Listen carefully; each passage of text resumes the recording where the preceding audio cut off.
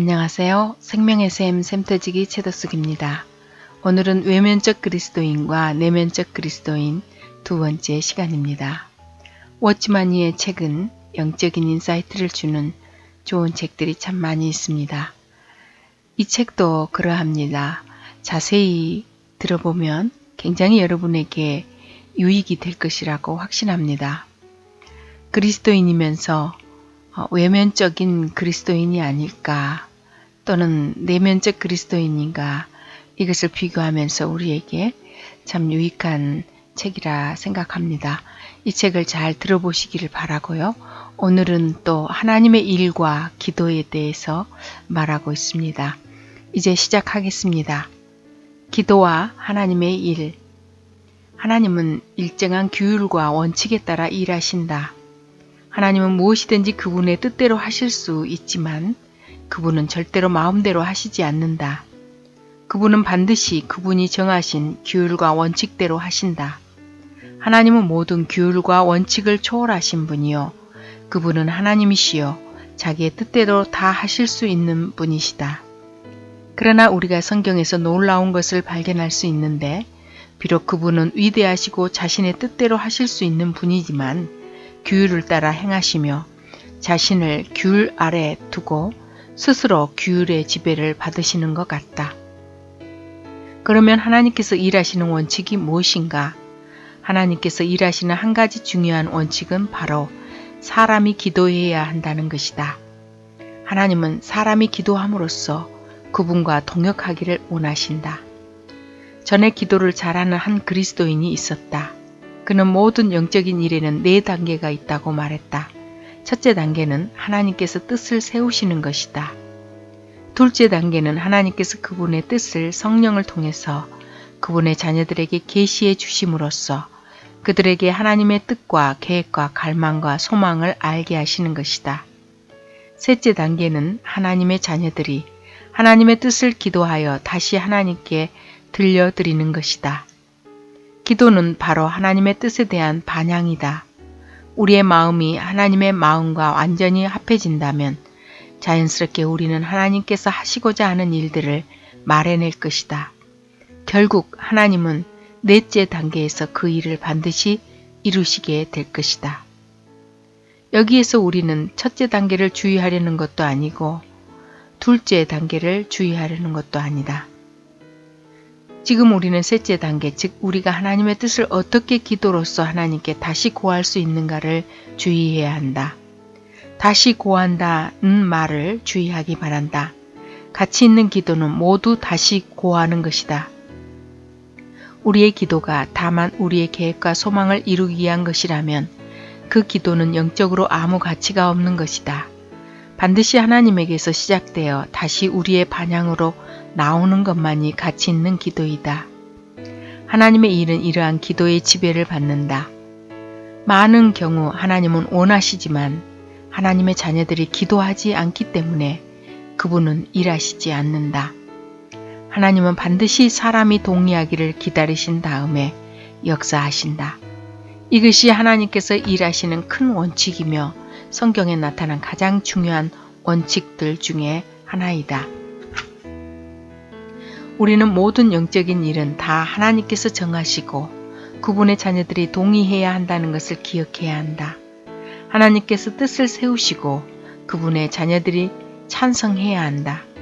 이것이 영적인 일의 큰 원칙이다. 하나님께서 일을 하시려면 이스라엘 족속이 구하는 것이 필요했다. 하나님은 이 일을 위하여 그들이 구하여야 한다고 말씀하신 것을 볼 수 있다. 우리가 기도하기 전까지는 수행하시지 않는다. 교회가 형성된 이후로 하나님은 이 땅에서 그분의 자녀들이 기도하지 않는 일은 한 가지도 하시지 않았다. 하나님은 왜 이렇게 하실까? 우리는 모른다. 그러나 우리는 다만 이것이 사실이라는 것을 안다. 하나님은 그분 자신을 이러한 위치에 두시고 기쁘게 이 일을 하신다. 하나님은 그분의 자녀들의 기도를 통하여 그분의 뜻을 행하신다. 한 형제가 하나님의 뜻은 기차와 같고 우리 기도는 철로와 같다 라고 말했다. 기차는 어디든지 갈 수 있다. 그러나 기차는 철로 위로만 갈 수 있다. 이러므로 우리가 기도하는 책임을 지지 않는 것은 하나님의 뜻을 성취를 막는 것이다. 우주에는 세 가지 의지가 있다. 그 하나는 하나님의 의지여, 다른 하나는 대적인 사단의 의지여, 또 하나는 사람의 의지이다. 사람들은 하나님은 왜 사탄을 속히 멸하시지 않을까 라고 생각한다. 그러나 하나님은 그렇게 하시지 않는다.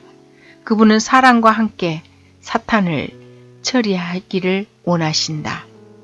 하나님께서는 하나님의 의지가 있고 사탄에게는 사탄의 의지가 있고 사람에게는 사람의 의지가 있다. 하나님은 단독으로 사탄을 멸하기를 원하시지 않는다. 우리는 하나님께서 왜 이렇게 하시는지 모른다. 그러나 우리는 다만 하나님께서 이렇게 하시는 것을 기뻐하신다는 것을 안다. 하나님은 단독으로 행하시지 않는다. 하나님은 사람과 함께하기를 원하신다. 하나님은 많은 일들을 하시기를 원하시지만 그분은 당신이 원하기를 바라신다. 당신이 그분을 향하여 동의를 표시하지 않으므로 그분은 여전히 기다리고 계시는 것이다. 하나님은 일하시지 않으려는 것이 아니라 그보다 먼저 그분과 동역할 사람들을 얻기를 원하신다. 언제든지 사람이 하나님과 동역하기만 하면 하나님은 곧 일하신다. 모든 영적인 일에 있어서 하나님은 그분의 자녀들이 반응하기를 기다리신다. 일이 성공하느냐 실패하느냐는 모두 하나님의 자녀들의 기도에 달려있다. 그러므로 우리는 마땅히 하나님과 동역할 것을 표현해야 한다. 하나님은 지금 우리를 축복하고 싶어 하신다. 문제는 우리가 구하느냐 구하지 않느냐에 달려있다. 하나님께서는 능력이 있다. 그러나 그분은 우리가 철로를 깔기를 원하신다. 철로가 많이 깔릴수록 그분의 일도 많이 이루어질 수 있다. 그러므로 우리의 기도는 철로망처럼 깔려야 하며 많이 깔릴수록 좋다. 우리는 어떻게 해야 하나님의 뜻을 위해 철로를 깔 수 있을까? 에베소서 6장 18절에 모든 기도와 간구로 하되 무시로 성령 안에서 기도하고 라고 말한다. 그러므로 우리는 모든 면에 대하여 수시로 기도해야 하고 일반적인 기도를 해야 할 뿐 아니라 구체적인 기도를 해야 한다. 우리의 많은 기도들이 너무나 세밀하지 않고 새는 구멍이 많다. 그러므로 사탄이 기어들어 올 수 있는 많은 기회를 주는 것이다. 우리가 충분히 세밀하고 치밀하게 각 방면에 대해 기도한다면 사탄은 그 어떤 일도 할 수 없다. 예를 들면 어느 한 형제가 전도하러 먼 곳으로 가려 할 때 당신은 하나님의 뜻이 그에게 능히 이루어질 수 있기를 기도함으로써 그를 위해 철로를 깔아야 한다. 만일 당신이 그를 위해 막연하게 몇 마디로 하나님께서 그를 축복하시고 보호하시고 공급해 주소서 라고 기도한다면 그것은 아주 엉성한 기도의 망이다. 당신은 반드시 치밀한 기도의 망을 쳐서 사탄이 조금도 틈타지 못하게 해야 한다. 그러면 당신이 마땅히 해야 할 기도는 어떤 것인가?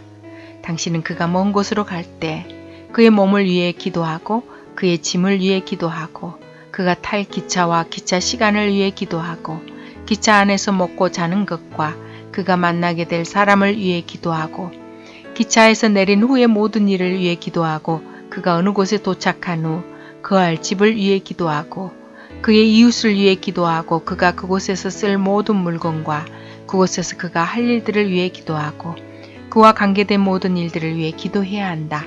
당신이 참으로 그를 위해 이렇게 치밀하게 기도할 때 사탄은 그를 공격해 들어올 틈을 얻지 못할 것이다. 그러므로 기도하는 일이야말로 실제적인 일이다. 게으른 사람, 미련한 사람, 허술한 사람은 기도의 일을 할 수 없다. 우리가 어떤 일을 위해 모든 방면에서 참으로 간절히 기도했을 때 결국에는 그 일이 이루어지는 것을 우리는 종종 보아왔다.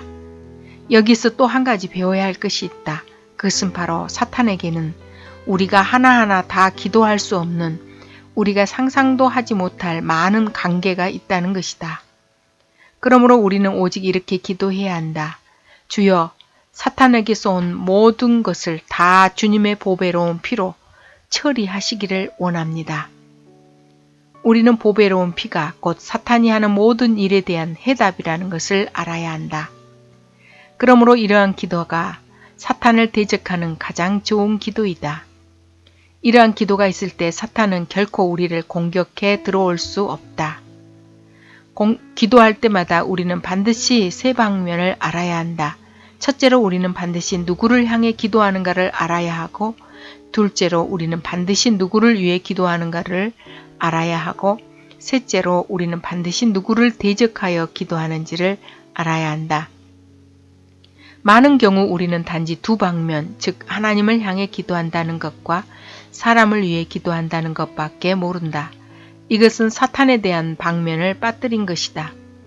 우리는 기도할 때 누구를 향해 기도하는지도 알아야 하지만 누구를 대적하여 기도하는지도 알아야 한다. 누구를 위해 기도하는지도 알아야 하지만 우리를 해치는 원수도 알아야 한다. 우리의 기도는 하나님을 향한 기도이고 사람과 일을 위한 기도이고 마귀를 대적하는 기도이다. 우리에게 이 세 방면의 기도가 이루어질 때 하나님은 반드시 우리를 위해 일하실 것이다. 진정으로 주님을 위해 일하기를 원하는 사람은 하나님께서 당신을 통해 일하실 수 있도록 반드시 기도의 망을 쳐야 한다. 하나님께서 일하기를 싫어하는 것이 아니다. 하나님은 일하시기 전에 사람이 그분께 기도하기를 기다리신다. 하나님은 사람이 기도하는 생활을 하기를 바라신다. 하나님의 뜻은 사람의 기도를 기다리고 있다. 당신에게 기도의 부담이 있을 때 하는 기도가 바로 하나님의 뜻에 합한 기도이다. 당신에게 기도해야겠다라는 느낌이 생길 것이다. 이것이 바로 하나님의 뜻 가운데 있는 한 가지 일을 하나님께서 당신에게 기도하게 하시는 것이다. 이것은 성령께서 당신에게 하나님의 뜻에 합한 기도를 하도록 재촉하시는 것이다. 성령께서 당신에게 기도하도록 재촉하실 때 당신은 기도해야 한다. 만일 당신이 기도하지 않으면 답답함을 느끼게 되고 어떤 일을 하지 않은 것 같은 느낌이 들게 될 것이다.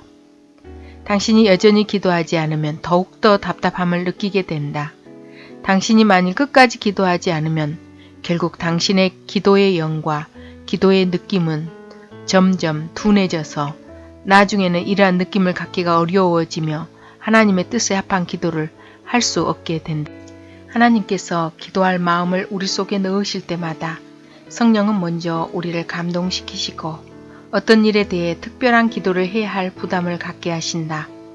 당신에게 이러한 느낌이 있을 때 당신은 즉시 기도해야 한다. 그 일을 위해 대가를 지불하여 기도해야 한다. 당신에게 이러한 성령의 느낌이 있을 때 당신의 영 안에서는 즉시 어떤 일이 놓여 있는 것처럼 그 일에 대한 부담을 느끼게 된다. 당신이 기도할 때 당신은 그 일에 대해 마치 돌덩이가 치워지는 것처럼 가벼워지게 될 것이다. 그러나 만일 당신이 기도하지 않으면 당신은 늘 어떤 일을 하지 않은 것 같을 것이다. 만일 당신이 그 일에 대해 기도하지 않는다면 당신은 하나님과 마음이 합한 사람이 아니다. 우리가 만일 기도에 있어서 충성스럽고 부담이 있을 때 그 일에 대해 즉시 기도한다면 그러한 기도는 무거운 짐이 아니라 아주 가볍고 즐거운 일이 될 것이다. 유감스럽게도 많은 사람들이 성령의 감동을 소멸시키고 성령께서 우리에게 기도하도록 재촉하실 때 그 느낌을 소멸시킨다. 그러면 후에는 이런 느낌이 그에게 들지 않게 된다. 이렇게 되면 그는 주님 앞에서 쓸모없는 그릇이 되는 것이다. 주님은 이제 그를 통해 아무것도 이루실 수 없게 되고 그는 다시는 하나님의 뜻을 기도해 낼 수 없게 된다. 형제 자매여, 만일 당신이 하나님 앞에서 기도의 느낌을 상실할 정도까지 떨어졌다면 당신은 이미 매우 위험한 상태에 빠진 것이다. 왜냐하면 당신은 이미 하나님과의 교통을 잃었고 하나님은 이미 당신을 통해 그분의 일을 하실 수 없게 되었기 때문이다. 그러므로 우리는 하나님 앞에 서서 성령께서 우리에게 주시는 느낌에 각별히 주의해야 한다. 언제든지 기도에 대한 부담이 있을 때 우리는 즉시 하나님께 물어야 한다. 하나님, 제가 무엇을 기도하기를 원하십니까? 당신은 지금 어떤 일을 하려 하십니까? 제가 무슨 기도를 해야 합니까? 당신이 이러한 기도를 하면 하나님은 즉시 당신에게 두 번째 기도를 맡기실 것이다. 만일 당신이 첫 번째 부담을 해방시키지 않는다면 두 번째 부담도 가질 수 없다. 우리는 참으로 우리가 기도에 충성된 사람이 되기를 하나님께 구하여야 한다. 부담이 있으면 즉시 그것을 기도로 해방시켜야 한다. 곧 기도로서 그것을 토해내야 한다. 만일 그 짐이 너무 무거워서 기도로만은 벗어놓을 수 없다면 그때가 바로 금식할 때이다. 기도로 짐을 풀어놓을 수 없을 때 금식해야 한다. 금식은 그 짐을 속히 풀 수 있게 한다. 금식은 그 무거운 짐을 풀 수 있도록 돕는다. 당신이 이렇게 계속 기도할 때 하나님은 뜻이 흘러갈 수 있는 통로가 되고 하나님은 일이 있을 때마다 당신을 찾아오셔서 기도하게 하실 수 있다. 형제 자매여, 하나님의 뜻은 계속 흘러갈 수 있는 출구를 찾고 있다. 하나님은 그분의 뜻을 대변할 사람을 찾고 계신다. 많은 사람들이 일어나 이러한 일을 할 때 하나님은 이들의 기도를 통하여 많은 일을 하실 수 있을 것이다. 그리스도의 말씀이 너희 속에 풍성히 거하게 하라. 하나님의 자녀들 가운데 많은 사람들의 속이 매우 빈곤하다. 주님의 말씀이 그들 속에 풍성히 거하지 않기 때문이다. 그리스도인의 영적 빈곤의 첫째 원인과 영적 빈곤의 첫째 단계는 그에게 하나님의 말씀이 빈곤하다는 것이다. 주님을 믿고 세례받은 지 1년이 된 어떤 형제가 있었는데 어느 날 나이가 지긋한 그리스도인이 그에게 3가지 질문을 하였다. 그때 그는 참으로 난처했다. 그 3가지 질문은 다음과 같았다. 첫째 질문은 자네는 주님을 믿은 지 1년이 지났는데 성경을 한번 다 읽었는가?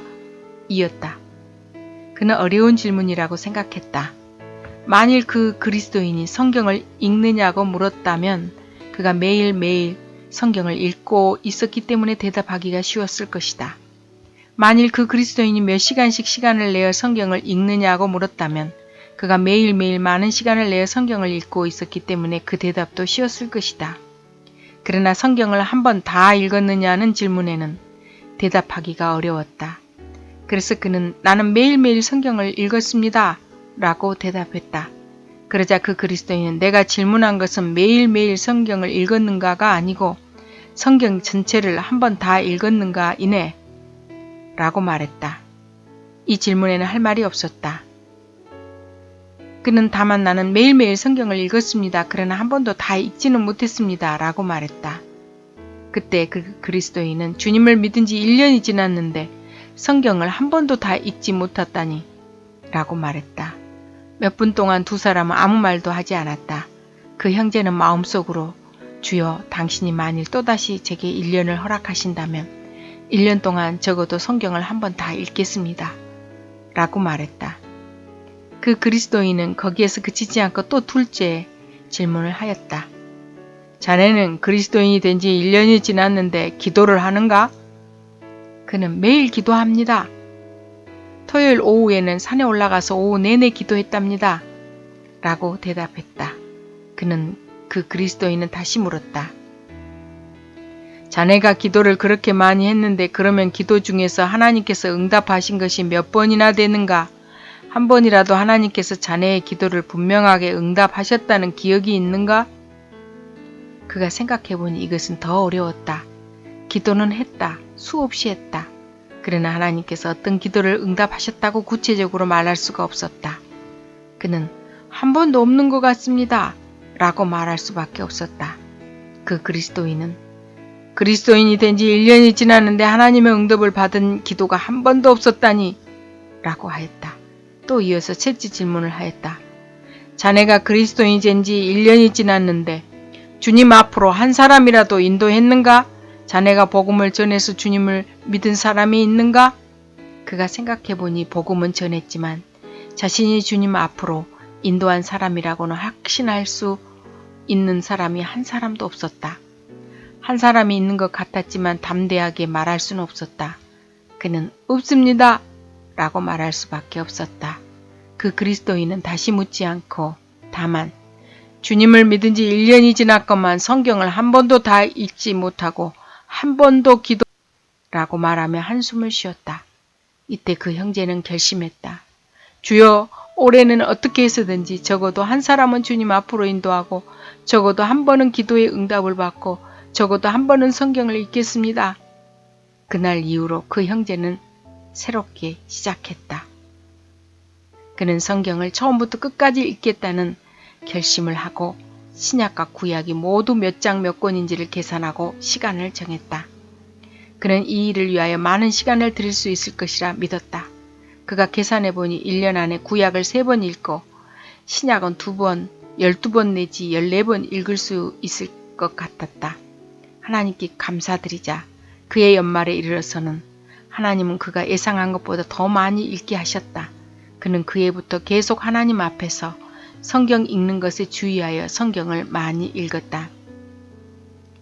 특별히 젊은 형제 자매에게 이 질문을 하고 싶다. 당신은 매일매일 하나님의 말씀을 읽고 있는가? 당신은 하나님의 말씀을 한 번이라도 다 읽었는가? 우리는 영적인 추구에 있어서 이러한 기본적인 공과들을 소홀히 하면서 고상한 열망만을 갖기가 쉽다. 만일 당신이 지금까지 하나님의 말씀을 처음부터 끝까지 아직 한 번도 제대로 읽지 못했다면 이것은 성경을 여기저기 뒤적거린 것밖에 되지 않는다. 우리가 당신에게 권하고 싶은 것은 당신의 성경 읽는 방법을 고쳐야 한다는 것이다. 당신은 계획을 세워서 성경을 읽어야 한다. 반드시 매일매일 일정한 시간에 하나님의 말씀을 처음부터 끝까지 잘 읽어야 한다. 해가 떠오른 후에는 만나를 얻을 수 없었다. 많은 사람들이 너무 늦은 시간에 성경을 읽기 때문에 잘 읽을 수 없는 것이다. 하나님의 말씀을 잘 읽으려면 반드시 일찍 일어나야 한다. 어느 누구도 늦게 자면서 일찍 일어날 수는 없다. 우리는 규칙적으로 자고 규칙적으로 일어나는 습관을 가져야 한다. 많은 사람들의 아침에 일찍 일어나는 일에 있어서는 약하다. 그들은 자신을 통제하지 못하고 아침에 일어나서 하나님을 가까이 하지 못한다. 젊은 그리스도인은 가능한 빨리 일어나는 습관을 가져야 한다. 성경을 읽는 것이 당신의 영적 생명에 가장 좋은 양식이 된다. 골로새서 3장 16절에는 그리스도의 말씀이 너희 속에 풍성히 거하여 모든 지혜로 피차 가르치며 라고 했다. 속에 거하게 한다는 것은 입으로 외울 뿐 아니라 속으로 먹는 것이다. 주님께서 우리에게 기도를 가르치실 때 우리에게 일용할 양식을 주시기를 구하라고 말씀하셨다. 우리는 일용할 양식을 구해야 한다. 그러나 사람이 떡으로만 사는 것이 아니고 하나님의 입으로 나오는 모든 말씀으로 사는 것이다. 그러므로 우리는 하나님께서 우리에게 물질적인 양식을 공급해 주시기를 구할 뿐 아니라 영적 양식을 공급해 주시기를 구하며 우리에게 먹는 방법을 가르쳐 주시어 하나님의 말씀이 우리 속에 거할 수 있기를 구해야 한다. 여러분 어떠셨어요? 참 좋은 책이지요? 다음 시간에 또 만나요. 안녕히 계세요.